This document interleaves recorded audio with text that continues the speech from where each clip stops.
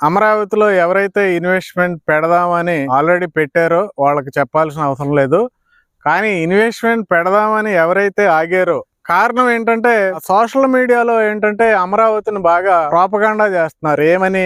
అమరావతిలో వాటర్ ఉందని, అమరావతి మునిగిపోయిందని. మనం ఏదైనా వీడియో పెట్టామనుకోండి మన ఛానల్లో, ప్లాట్స్ ఇన్ అమరావతి అని కానీ, CRD approved plots near Amaravati అని కానీ ఏదన్నా వీడియో చేస్తే వెంటనే నెగిటివ్ కామెంట్స్ పెట్టడానికి రెడీగా ఉంటున్నారు చాలా మంది. అవి కూడా ఎలాగా?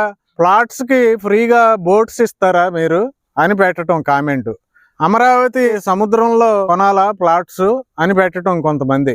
దీని వల్ల ఏంటంటే డబ్బులుండి మంచి ప్లేస్ లో ఇన్వెస్ట్మెంట్ చేసుకుందాం అనే వాళ్ళు చాలా మంది ఈ నెగిటివ్ కామెంట్స్ చూసి అరే మనకెందుకు వచ్చిన గొడవ అని కొనటం లేదు.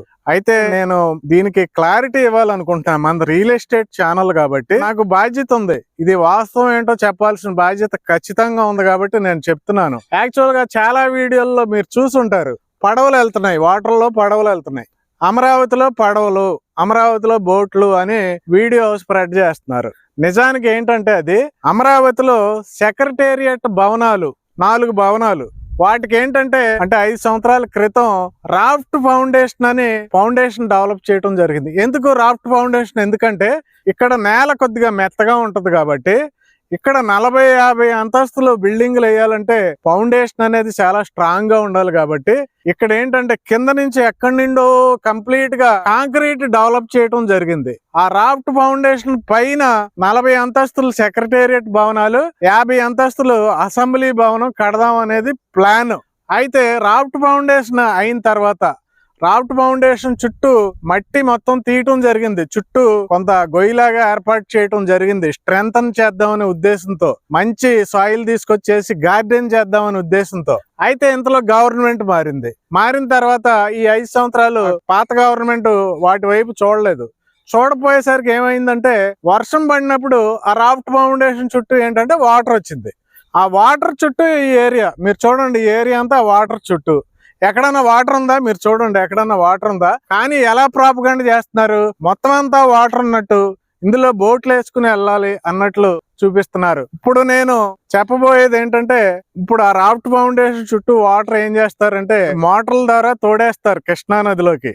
నెక్స్ట్ జరగబోయేది చెప్తున్నాను నేను, యాజ్ ఇట్ ఈజ్ గా ఇలాగే జరుగుతుంది. ఆ వాటర్ మొత్తం కృష్ణా నదిలోకి తోడేస్తారు. ఆ లోతుగా ఉన్న ఏరియా మొత్తం సాయిల్ తీసుకొచ్చి పూడ్చిపెడతారు. ఆ ఫౌండేషన్ మీద 40 అంతస్తుల సెక్రటేరియట్ బిల్డింగ్స్ కడతారు.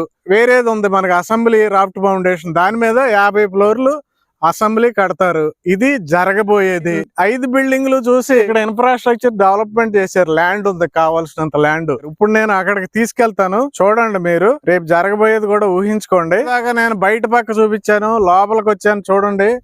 మనకి రాఫ్ట్ ఫౌండేషన్ 1, 2, 3, ఇటు సైడ్ 4, అటు సైడ్ 5, మొత్తం ఇవన్నీ రాఫ్ట్ ఫౌండేషన్స్. ఇక్కడ జరిగింది ఏంటంటే మద్రాస్ ఐఐటి వాళ్ళు ఇక్కడ దాకా వచ్చి ఇక్కడి నుంచి అక్కడికి వాటర్ లోకి వెళ్ళాలంటే బోట్ కావాలి కాబట్టి ఇక్కడి నుంచి అక్కడ వరకు బోట్ లో వెళ్ళటం జరిగింది.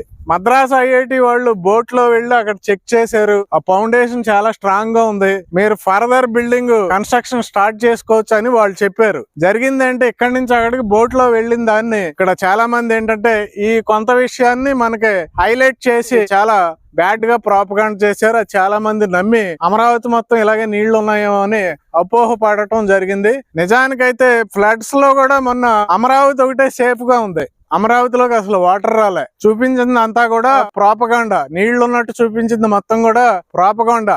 అమరావతిలో స్టార్టింగ్ లో మనకి పెదపరిం దగ్గర ఏ వర్షం వచ్చినా గానీ అక్కడ నుంచి అండర్ గ్రౌండ్ లో వెళ్ళిపోయి తాడేపల్లి దగ్గర మనకి ఎత్తిపోతల పథకం పెట్టడం జరిగింది. కొండవీడు ఎత్తిపోతల పథకం, అది కృష్ణా నదిలోకి వెళ్ళిపోతుంది. అమరావతిలో ఎక్కడ వరద వచ్చే ప్రసక్తే లేదు. ఇప్పుడు జరగబోయేది ఏంటో చెప్తాను. ఈ నీళ్లన్నీ మనకి జనవరి లోపల మొత్తం తోడేస్తున్నారు కృష్ణా నదిలోకి. తోడేసి ఈ లోతున్నదంతా మట్టితో ఫిల్ చేస్తున్నారు. అలాగే రాఫ్ట్ ఫౌండేషన్ మీద 40 అంతస్తులు 4 బిల్డింగులు, 50 అంతస్తులు 1 బిల్డింగ్, మొత్తం 24 నెలల్లో పూర్తి చేయాలని ఆల్రెడీ ఒక కంపెనీకి ఇచ్చేయటం జరిగింది.